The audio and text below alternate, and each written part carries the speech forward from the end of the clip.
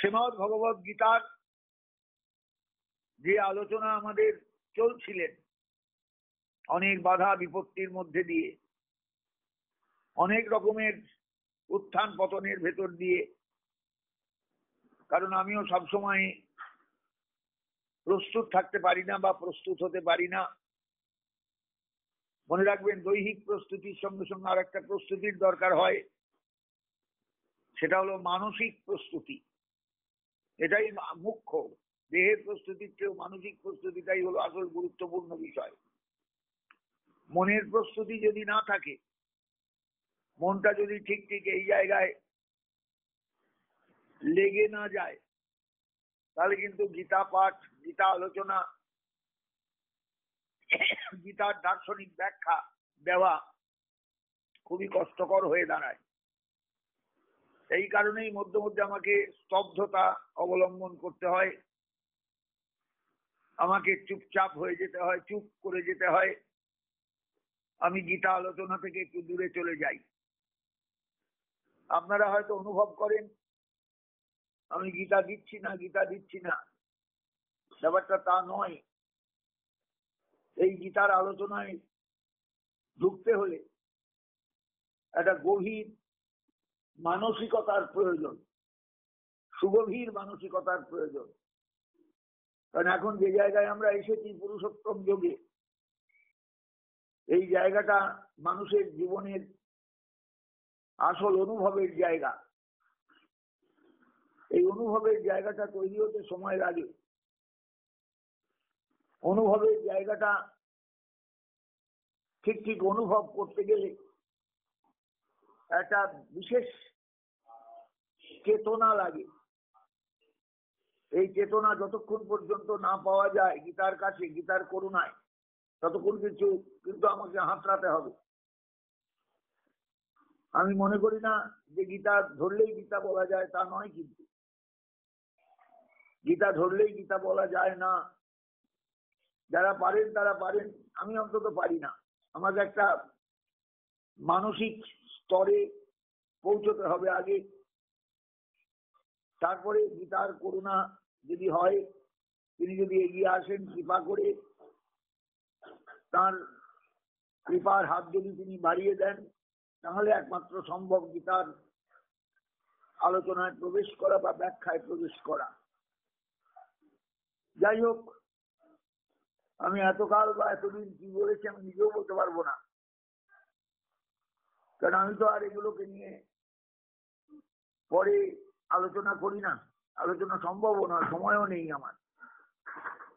শক্তিমণ্ডলী বলতে পারবেন যে তারা কেমন আস্বাদন করছেন, কেমন লাগছে তাদের, কেমন তারা অনুভব করছেন, ইত্যাদি ইত্যাদি। গুণত্রয় বিভাগ যোগ আমাদের শেষ হয়েছেন বেশ কিছুদিন। গুণত্রয় বিভাগ যোগ নিশ্চয়ই যারা অনুভব করেছেন তারা বুঝতে পেরেছেন এই গুণত্রয় সংসার চালাচ্ছে, এই গুণত্রয় জগৎটাকে ধরে রেখেছে। এই গুণত্রয়ের ওঠা নামা, এটাই সংসার। কিন্তু নানা রকমের চঞ্চলতা নিয়ে চলে বা চঞ্চলতা নিয়ে চলতে বাধ্য হয়। একটা চরিত্রের সঙ্গে আরেকটা চরিত্রের অমিলটা এই জায়গাতেই, গুণের জগতে। কারণ প্রত্যেকের মধ্যেই গুণ আছে, গুণের ক্রিয়া আছে, গুণের প্রভাব আছে। সত্য, রজ, তম, এই তিনটে গুণ সংসারকে ঘিরে রেখে দিয়েছে সব দিক থেকে। একটা বস্তু এই গুণ প্রভাব থেকে মুক্ত নয়, একটা বস্তু এই গুণ প্রভাব থেকে দূরে থাকতে পারে না, দূরে থাকা সম্ভব নয়। একটা বস্তু এই গুণ প্রভাব থেকে নিজেকে দূরে রাখতে পারে না, পারা সম্ভব নয়। সেই কারণেই আমরা সবাই গুণাধীন। গুণ আমাদের আটকে রেখেছে সব ক্ষেত্রে, সব মুহূর্তে, প্রতিটা মুহূর্তে। এইভাবেই আমরা চলছি অনাদি অনন্তকাল যাবৎ। গুণের মধ্যে দিয়ে, গুণের ভেতর দিয়ে গুণের প্রভাবকে স্বীকার করতে করতে। আশা করি এগুলো সবাই বুঝতে পেরেছেন এতদিন। পুরুষোত্তম যোগের আগে আমাদের গিয়েছেন গুণত্রয় বিভাগ যোগ। ভগবান গুণত্রয় সম্পর্কে আলোচনা করেছেন এবং ইঙ্গিতে বলেছেন গুণাতীত হওয়ার দরকার, গুণাতীত হওয়ার দরকার, গুণাতীত হওয়ার দরকার। গুণাতীত যতক্ষণ তুমি না হচ্ছ অর্জুন, ততক্ষণ তুমি গুণধর্মের মধ্যেই রয়ে গেলে, গুণধর্মকে কাটিয়ে উঠতে পারলে না, গুণধর্মকে অতিক্রম করতে পারলে না। অতএব তুমি কিন্তু ঠিক জায়গায় পৌঁছতে পারছো না, এখনো জায়গায় পৌঁছবার মতন যোগ্যতা তোমার আসেনি। অতএব তুমি গুণাতীত হও। যার জন্য বারবার এর আগের অধ্যায়ে বলে এসেছেন গুণাতীত সৌচ্চতে, গুণাতীত সৌচ্চতে। তাকেই গুণাতীত বলবো অর্জুন, যিনি এইভাবে নিজের জায়গাটা বুঝতে পারেন। সেই গুণাতীত পর্যায়ের কথা বলতে গিয়ে ত্রিগুণাতীতের কথা এসেছে। ত্রিগুণাতীত মানেই গুণাতীত, একই কথা।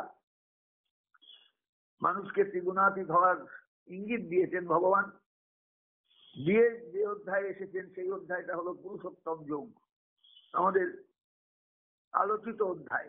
আলোচনা করেছি আমি এই অধ্যায়ের। এবং লক্ষণীয় হলো এই অধ্যায়ে কিন্তু অর্জুনের কোনো প্রশ্ন নেই। অনেকটাই গোবিন্দ যেন অর্জুনকে চুপ করিয়ে দিয়েছেন তার নিজের বক্তব্য দিয়ে। গুণত্রয় বিভাগ যোগের যে বক্তব্য, সেই বক্তব্য দিয়ে অর্জুনকে চুপ করিয়ে দিয়েছেন যে না শোন, তুমি শোনো, এইবার আমি তোমায় বলে যাচ্ছি। কারণ আমি ব্রহ্মের প্রতিষ্ঠা, আমি অমৃতের প্রতিষ্ঠা, আমি অব্যয়ের প্রতিষ্ঠা, আমি শাশ্বত ধর্মের প্রতিষ্ঠা, আমি যে সুখ যেটা মানুষ চায়, সুখস্বৈকান্তিকস্বচ, ও তাৎসন্তিক যে সুখ, সেই সুখের প্রতিষ্ঠাও আমি। আর তো কিছু বাকি রইল না, সবই আমি। আমি তোমাকে বলছি, তুমি বিষয়টাকে ভালো করে বুঝবার চেষ্টা করো যে তোমার কি করা উচিত, কি করা উচিত নয়। মান অপমান তুল্য তুল্য মিত্রারি পক্ষয় সদ্বারম্ভ পরিত্যাগী গুণাতীত শৌচতে, এই সমস্ত কথা বলে ভগবান অর্জুনকে পরিষ্কার করে দিয়েছেন তুমি নিজেকে আগে তৈরি করো, নিজেকে আগে তৈরি করো, আমাকে অব্যভিচারী ভক্তি যোগে সেবা করবার যোগ্যতা অর্জন করো, তবেই তুমি গুণাতীত স্তরে গিয়ে পৌঁছতে পারবে, ব্রহ্মভূত হতে পারবে। কারণ আমি ব্রহ্মের প্রতিষ্ঠা। এরপরে আর কিছু বলার থাকে না আর কি। যারা শুনছেন বা শুনেছেন, যারা গীতা নিত্য পাঠ করেন, তারা নিশ্চয়ই এই জায়গাগুলো বুঝতে পারবেন। যেন শেষ কথা ভগবান বলে দিচ্ছেন যে আমি কিন্তু সবকিছুর মূল, আমি কিন্তু সবকিছুর মূলে আছি। আমাকে বুঝবার চেষ্টা করো, তাহলেই তোমার সবকিছু বোঝা সম্ভব হবে। অর্জুন চুপ করে গিয়েছেন, একদম একদম চুপ করে গিয়েছেন। পঞ্চদশ অধ্যায় শুরু হয়ে গেছে অর্জুনের কোনো প্রশ্ন ছাড়াই। জায়গাটা কিন্তু একটু উপলব্ধি। যিনি শ্রোতা তিনি কোনো প্রশ্ন করলেন না। ভগবান গুণত্রয় বিভাগ যোগ করার পর একদম পুরুষোত্তম যোগে এলেন, পুরুষোত্তম তত্ত্বকে নিয়ে আলোচনায় বসে গেলেন বা শুরু করলেন। কোন প্রশ্ন ব্যতিরেকেই সংসারকে একটা বৃক্ষের সঙ্গে তুলনা করলেন, একটা রূপকের আশ্রয় নিলেন, উল্টোনো অশ্বত্থ গাছ। খুব ভালো করে বুঝবার চেষ্টা করবেন সবাই। আমি অনেকবার বলেছি এই অধ্যায়ের কথা। ঊর্ধ্বমূলম অধঃশাকম অশ্বত্থম প্রাহুরব্বয়ম, শ্রী ভগবান উবাচ।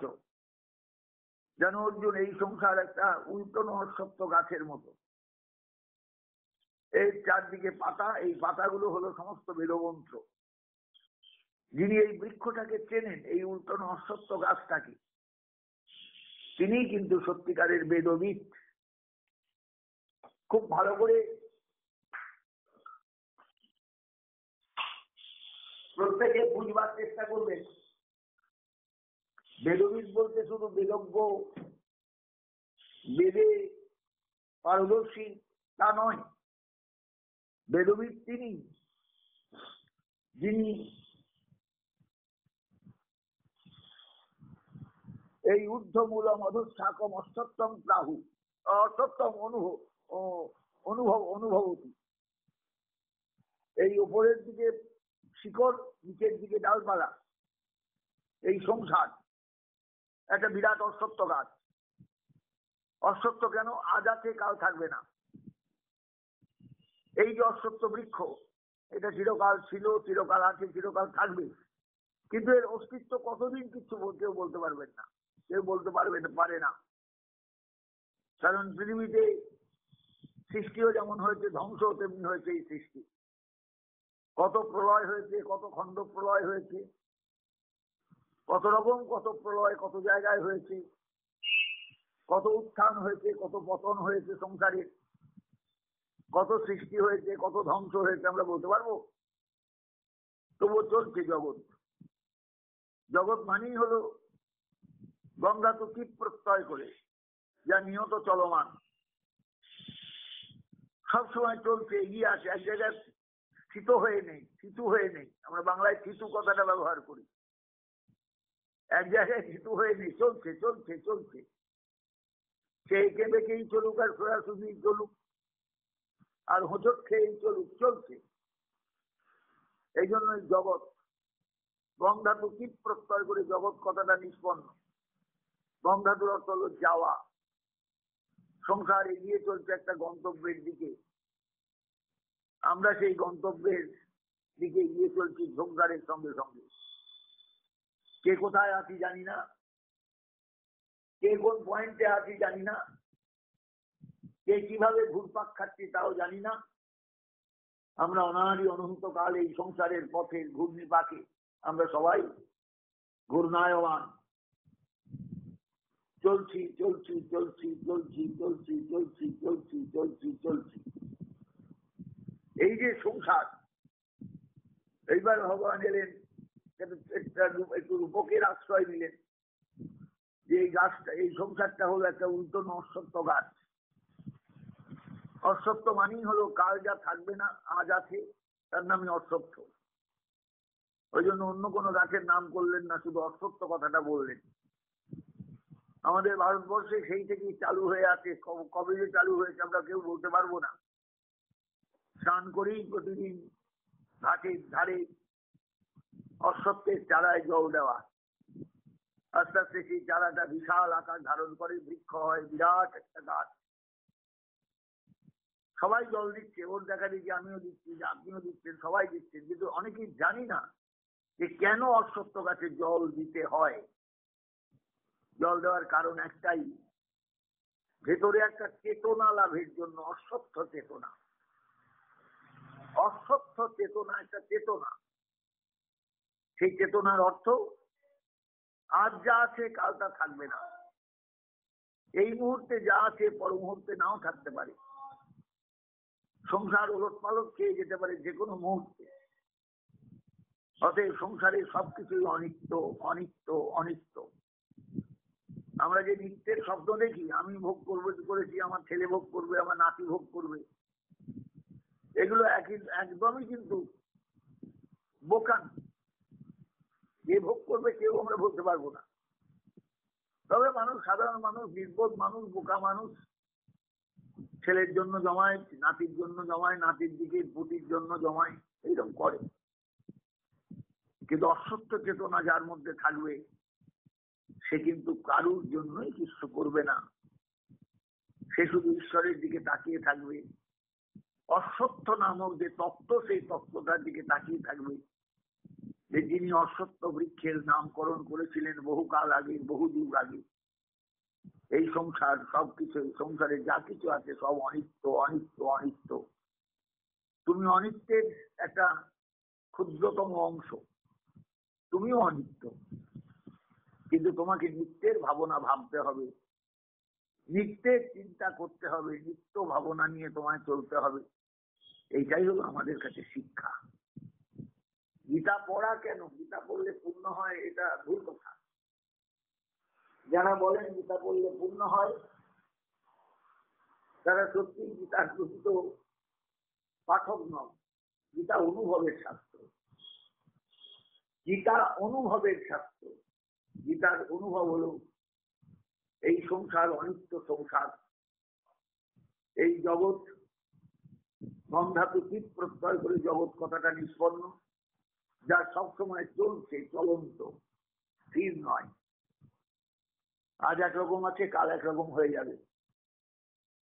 প্রতি মুহূর্তে এই সংসারের দিকে তাকান, সারা পৃথিবীর দিকে তাকান, প্রতি মুহূর্তেই পরিবর্তনের মধ্যে দিয়ে সৃষ্টিটা চলছে, পৃথিবী চলছে। আমরা কতটুকু খেয়াল রাখি সৃষ্টির ক্ষমতা কি আমাদের? কিন্তু একটু যদি মনঃসংযোগ সহকারে ভাবেন, তাহলে দেখবেন কিচ্ছু স্থির নয়, সব অস্থির, সব অস্থির, সব অস্থির, চলন্ত চলন্ত চলন্ত। একটা পরিণতির দিকে যাচ্ছে, একটার পর একটা রূপ নিতে নিতে নিতে নিতে নিতে নিতে একটা পরিণতির দিকে সবকিছু যাচ্ছে। এই জায়গাটা সবাইকে বুঝতে হয়, নইলে গীতা পাঠের কি মূল্য আছে বলুন দিকে? গীতা পড়লে পূর্ণ হবে? ভগবান সামনে এসে দাঁড়িয়ে যাবেন, অর্জুনের সঙ্গে যেমন দাঁড়িয়েছিলেন, তা নয়। একটা অনুভব অন্তরে আসবে, একটা উপলব্ধি অন্তরে আসবে, একটা চেতনা অন্তরে জাগবে, একটা ভাবের সৃষ্টি হবে। সেইটা কিন্তু আমাদের জীবনে দরকার, অনুভব দরকার, চেতনা দরকার, ভাব দরকার। এই জন্য গীতা আমাদের জীবনে অত্যন্ত মূল্যবান, অত্যন্ত প্রয়োজনীয়। পঞ্চদশ পুরুষোত্তম যোগে ৫ম অধ্যায়ে এসে ভগবান অর্জুনের প্রশ্নের অপেক্ষাই করলেন না।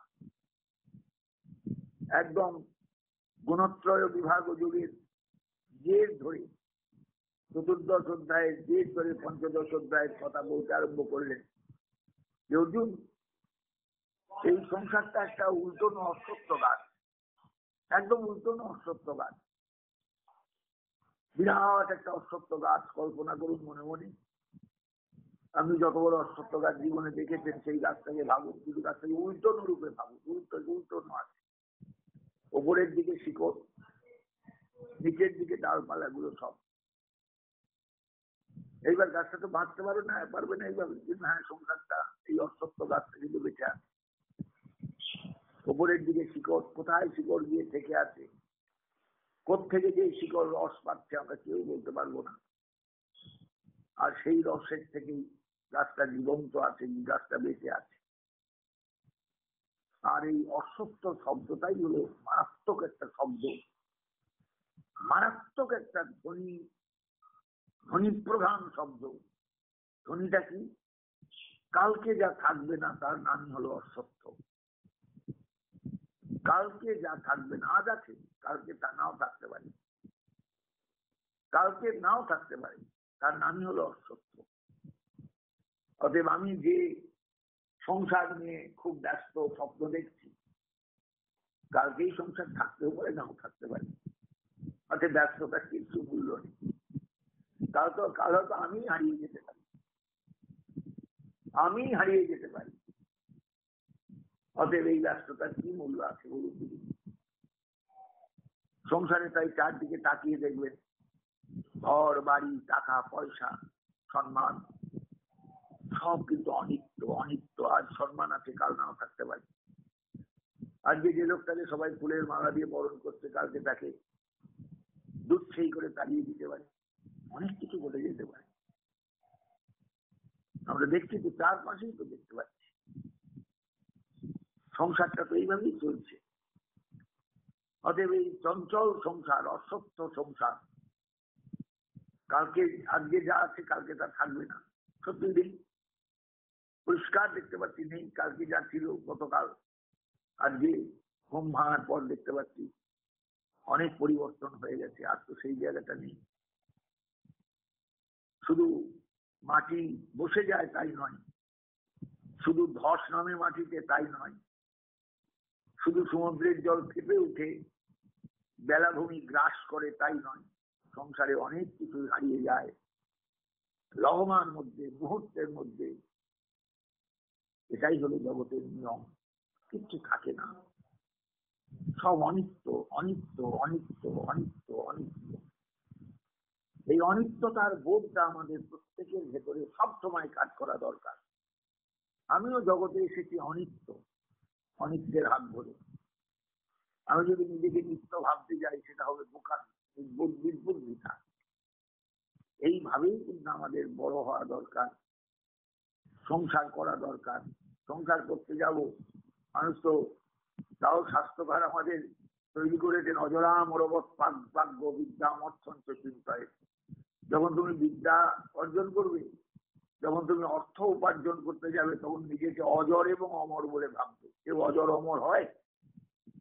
কিন্তু বলছে না, তোমার ভাবতে হবে, নাহলে তুমি বিদ্যা অর্জনও করতে পারবে না, অর্থ উপার্জনও করতে পারবে না। তো নিজেকে যদি অনিত্য ভাবো, আর সত্যি তো আমরা অনিত্য, তো কেউ তো চিরকাল থাকবো না। হয়তো বিদ্যা অর্জন করতে করতেও তো যেতে পারি, হতে পারে, অবশ্যই যেতে পারি, অর্থ উপার্জন নাও হতে পারে। কিন্তু এগুলো হলো ব্যবহারিক জগতের কথা, কিন্তু আসল পারমার্থিক জগতে কিন্তু ভাবতে হবে সবসময় এই সংসারটা অনিত্য, আমিও অনিত্য, এসেছি কয়েকদিনের জন্য, 2-4 দিনের জন্য, খেলাধুলা শেষ হবে, ব্যাস এই জগৎ থেকে বিদায় নেবো, গুড বাই। এগুলোর জন্য প্রস্তুত থাকতে হয় সব সময়। যে প্রস্তুত থাকে না সেই কাঁদতে আরম্ভ করে, আর যে প্রস্তুত থাকে সে হাসতে হাসতে জগৎ থেকে বিদায় নেয়। যেদিন প্রথম তুমি এসেছিলে ভবে, তুমি মাত্র কেঁদেছিলে, এসেছিল সবে। এমন জীবন হবে করিতে গঠন, মরণে হাসিবে তুমি, কাঁদিবে ভুবন। এবং আমরা কবির ভাষায় শুনি, কাব্যের ভাষায় শুনি যে জগৎ থেকে হাসতে হাসতে বিদায় নিতে হয়। হ্যাঁ, হাসতে হাসতে বিদায় নিতে হয়। সেই বিদায় নিতে গেলে মানুষকে কতটা জানতে হয়, বুঝতে হয়। এই জগৎ থেকে চিরকালের মতো চলে যাওয়াটাই দরকার। এই জগৎটাকে ভালোবেসে লাভ নেই, কারণ ভালোবাসলেই বিপদ আছে। আমার একটা আকর্ষণ সৃষ্টি হয়ে যাবে সংসারের প্রতি। এই আকর্ষণটাই আমার কাছে ক্ষতিকারক, ক্ষতিকারক, ক্ষতিকারক। আমার আকর্ষণ সৃষ্টি হোক তত্ত্বের প্রতি, জ্ঞানের প্রতি, ঈশ্বরের প্রতি, ভগবানের প্রতি আকর্ষণ সৃষ্টি হোক। আমি তাকে জানবার চেষ্টা করি, তাকে জানবার চেষ্টা করি। আমি সংসারকে জেনে কি করবো, সংসারকে দিয়ে কি করবো, সংসারের সবকিছু এই আছে এই নেই। তাই এগুলো তো সাধারণ মানুষ বুঝবে না, বিশ্বাস করুন, এগুলো তো মানুষকে বোঝানো যাবে না। তবুও বলতে হয়, যেহেতু গীতা দার্শনিক গ্রন্থ, আর গীতায় সমস্ত আলোচনা মুহুর্মুহু এসেছে, তাই আমি আপনাদের কাছে একটু আধটু সামান্য বললাম। আমাদের চলছিলেন আলোচনা ৫ম অধ্যায় পুরুষোত্তম যোগ। অর্জুনের কোনো প্রশ্ন ছিল না, ভগবান নিজেই বলতে আরম্ভ করলেন, ঊর্ধ্বমূল মদস্যাকম অশ্বত্থম তাওরভয়ম। এই সংসার একটা অশ্বত্থ গাছের মতন, কিন্তু এই অশ্বত্থ গাছ বড় বিচিত্র অশ্বত্থ গাছ। ওপর দিকে শিকড়, নিচের দিকে ডালপালা, আর এর পাতাগুলো কিন্তু বেদমন্ত্র সব।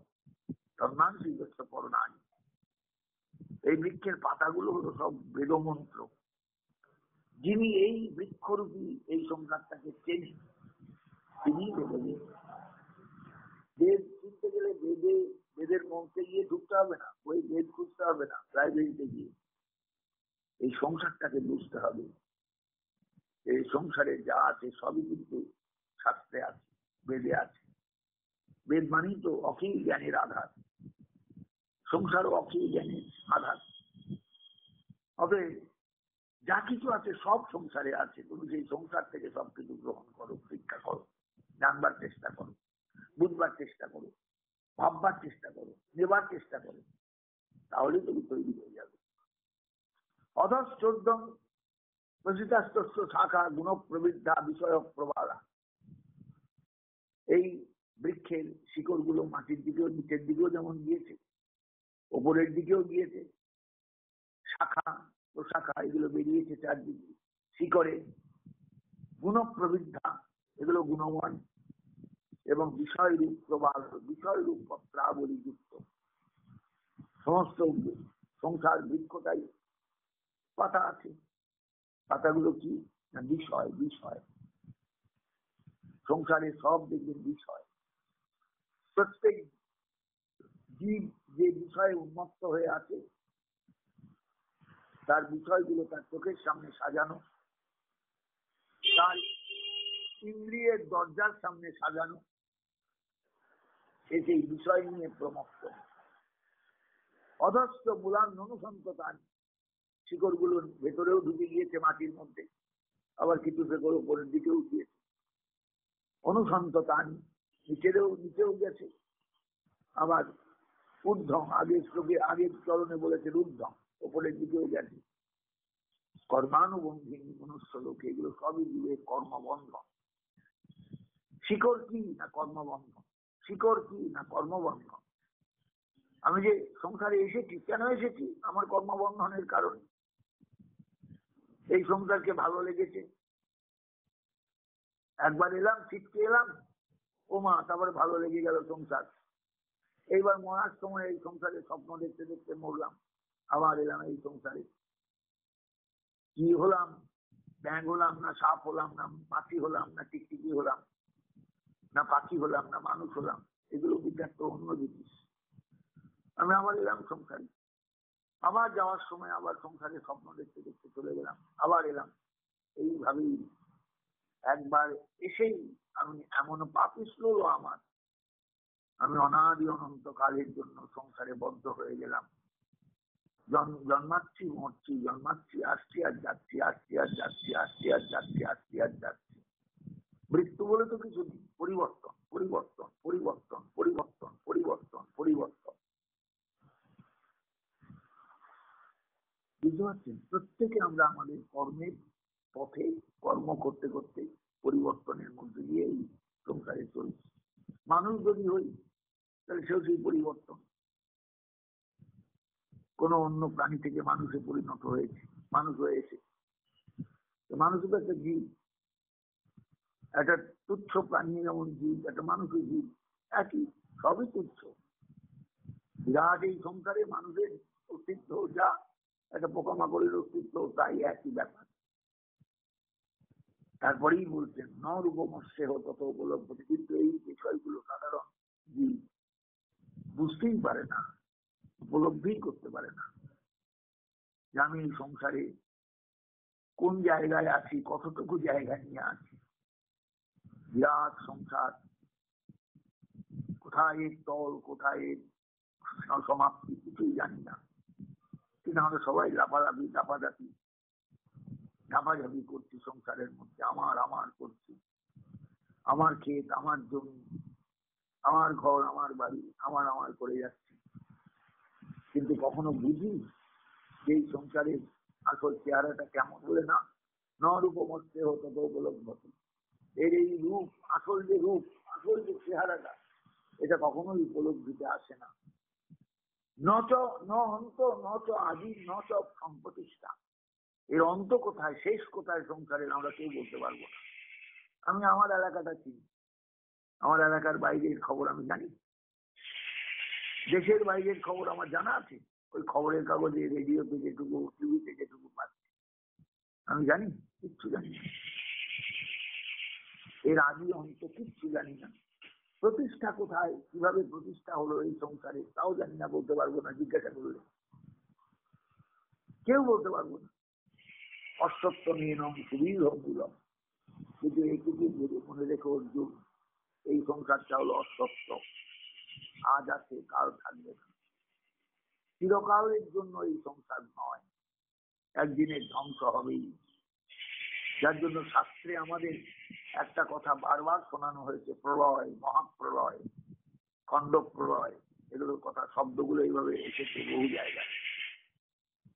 মহাপ্রলয়ে সবকিছু শেষ, খণ্ড প্রলয়ে একাংশ শেষ বা দু চারটে অংশ শেষ।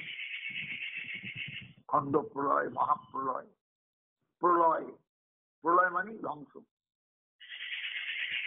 মহেঞ্জোদড়ো হরপ্পা তো সভ্যতা ছিল, তো ধ্বংস হলো কি করে না প্রলয়। এরকম কত প্রলয় কত জায়গায় হয়েছে পৃথিবীতে, তারই হত্যা আছে। কত ধ্বংস কত জায়গায় হয়েছে আমরা জানি, আমরা সবকিছু জেনেছি। ভাগ্যিস আবিষ্কার হলো, তাই জানতে পারলাম মহেঞ্জোদড়ো হরপ্পার কথা। তাহলে তো চোখের আড়ালেই তো ছিল, চোখের আড়ালেই তো ছিল। প্রলয় যে হয়েছে এটা বোঝা গেল অনেক পরে। তাহলে এবার ভাবুন দিদি, এই প্রলয় সব সময় চলছে। পরিষ্কার বলছে নরূপমস্যেও তত উপলব্ধতে নন্তর আদি নত সম্প্রতিষ্ঠা। এর আদি কোথায়, অন্ত কোথায়, প্রতিষ্ঠা কোথায় আমরা কেউ জানি না। অসত্যমেন সুবীর মূলম, এই সংসার কিন্তু আছে আছে আছে।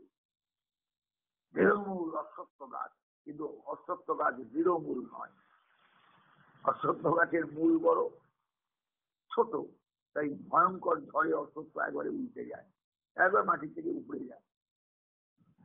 এই সংসারও তাই, তেমন তেমন ঝড় এলে সংসার উপড়ে যায় আমাদের। আমরা সংসার ধরে রাখতে পারি না। অথচ সুবীর মূলম, সুবীর মূলম কেন বলা হলো? আসক্তি দিয়ে আমরা এই সংসারটাকে সাজাই, তাই আসক্তিটা ভয়ঙ্কর, ভয়ঙ্কর আসক্তি, ভয়ঙ্কর ভয়ঙ্কর ভয়ঙ্কর। তাই সুবীর মূলম, সাংঘাতিক মূল, সাংঘাতিক শেকড়, সাংঘাতিক গোড়া, তাই সুবীর মূলম। কিন্তু সত্যিকারই কি সুবীর মূল? কোথায় যাবে, কোন ঝটকায় কোথায় চলে যাবে তারই হত্যা আছে। কিন্তু তবুও আমরা সংসার বাঁধি, ঘর বাঁধি, ঘর বাঁধি, ঘর বাঁধি। একে একমাত্র ঠেকানোর উপায় অসঙ্গ শস্ত্রের গৃহেণ চিত্তা। সঙ্গহীনতার যে শস্ত্র, সঙ্গহীনতার যে অস্ত্র, শস্ত্র মানে হাতে নিয়ে যুদ্ধ করার, লড়াই করার মানে উপকরণ, হাতে নিয়ে লড়াই করার উপকরণকে শস্ত্র বলে। সেই শস্ত্রটা হলো অসঙ্গ শস্ত্র, কোনো কিছু সঙ্গ না করা। এই অস্ত্র নিয়ে একে ফিরে, একে একদম ফিরে, দৃঢ় চিন্তা, একে ফিরে এইবার তখন খুঁজতে হয় তাকে। আমি তো তোমার মায়াজালে আবদ্ধ হয়ে গেছি প্রভু, তোমার আসল রূপটাই তো বুঝতে পারলাম। যদি আমরা কোনোদিন এইরকম জায়গায় দাঁড়াই, এইরকম জাংশন যেটাকে বলে, একদম একটা সংযোগস্থলে যদি দাঁড়াই, ঈশ্বর অনুভবের সংযোগস্থল, সংসার ঈশ্বরের সংযোগস্থল, তখন যদি ঈশ্বরের দিকে তাকাই, তখন পদন্তর পরিমার্জিত, যদি তখন তাকে খুঁজবার চেষ্টা করি, যেখানে গেলে আর ফিরে আসতে হয় না। ভেতরে যদি এরকম প্রশ্ন জাগে যে আমি তো ডিগবাজি খাচ্ছি সংসারে, একদম ডিগবাজি, এর থেকে কি রেহাই নেই, এই যদি প্রশ্ন ভেতরে জাগে, তাহলে মানুষের কর্তব্য হলো তমেব চাদ্যম পুরুষং প্রপদ্যে। এই সংসারকে যিনি সৃষ্টি করেছেন, আমার সামনে যিনি ঝুলিয়ে দিয়েছেন চুষুন কাঠিটা, শিশুর সামনে যেমন মা চুষুন কাঠি ঝুলিয়ে দিয়ে কাজে চলে যান, চুষুন কাঠিটাকে দূর থেকে রান্নাঘর থেকে দড়িটা টানেন, চুষুন কাঠিটা লাফায়, শিশু হা হা করে হাসে, ওই চুষুন কাঠি ধরবার জন্য হাত বাড়ায়। আমরা সংসারের চুষুন কাঠি, তা চুলবার জন্য হাত বাড়িয়ে ধরবার জন্য আমরা ব্যস্ত হয়ে যাই। ঈশ্বর এইভাবে আমাদের সামনে লোভের জিনিস সাজিয়ে দিয়ে আমাদের দূর থেকে পরীক্ষা নিচ্ছে যে দেখ দেখ দেখ, পারিস কিনা টিকে থাকতে আমার লোভের হাতছানিকে সামলিয়ে। আমরা পারি না, আমরা পারি না।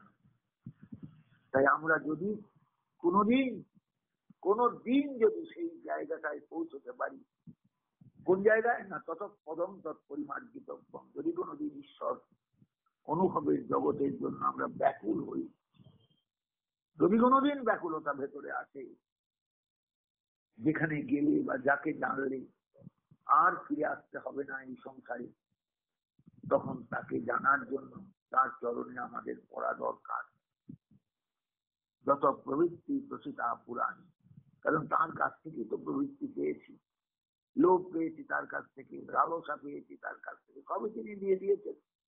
না তোমার সব দিলাম, দিয়ে তোমার জগতে পাঠালাম, তুমি লোভের হাতছানি কতটা ছাড়তে পারো, তুমি তৃষ্ণার হাতছানি কতটা ছাড়তে পারো, তুমি চেষ্টা করো। এইবার হাবুডুবু খাও, হাবুডুবু খাও, হাবুডুবু খাও, হাবুডুবু খেতে খেতেও যদি চেষ্টা করো, যদি তোমার কপাল ভালো থাকে, তাহলে নিশ্চয়ই তুমি ঘাটে এসে পৌঁছতে পারবে, দাঁড়াবে এবং আমাকে খুঁজে পাওয়ার চেষ্টা করবে। এটা বড় জায়গা, সাংঘাতিক। অনুভব করুন, সবাই প্রত্যেকে অনুভব করুন। আমি কয়েকদিন দিতে পারিনি, আপনাদের কাছে পৌঁছতে পারিনি, আজকে যাওয়ার চেষ্টা করলাম। আপনাদের জায়গাটা অনুভব করার চেষ্টা করুন। তমেব সাধ্যম পুরুষম প্রপদ্যে, তখনই মানুষ সেই আদি পুরুষের চরণে প্রপন্ন হয়। কে তিনি? না যত প্রবৃত্তি প্রসিতা পুরাণ, যার কাছ থেকে সব কিছু আমরা পেয়েছি, ভালোও পেয়েছি, মন্দও পেয়েছি, তৃষ্ণাও পেয়েছি, সংযমও পেয়েছি, লোভও পেয়েছি, লালসাও পেয়েছি, আবার ত্যাগও পেয়েছি। সব শিক্ষা যার কাছে পেয়েছি, সেই তার কাছে আমাদের যাওয়া দরকার, তাকে চেনা দরকার, তাকে বোঝা দরকার। এটাই আমাদের জীবনে একমাত্র লক্ষ্য হওয়া উচিত। আজ এই পর্যন্ত রাখলাম। আবার আপনাদের সঙ্গে আমার দেখা হবে পরের দিন। আপনাদের একটু আশীর্বাদ করবেন, যাতে গীতার অনুভব আপনাদের কাছে পৌঁছে দিতে পারি, দেওয়ার সামর্থ্যটুকু নিয়ে চলতে পারি। জয় গীতাই, জয় গৌধরী, জয় শ্রীমদ্ ভগবত।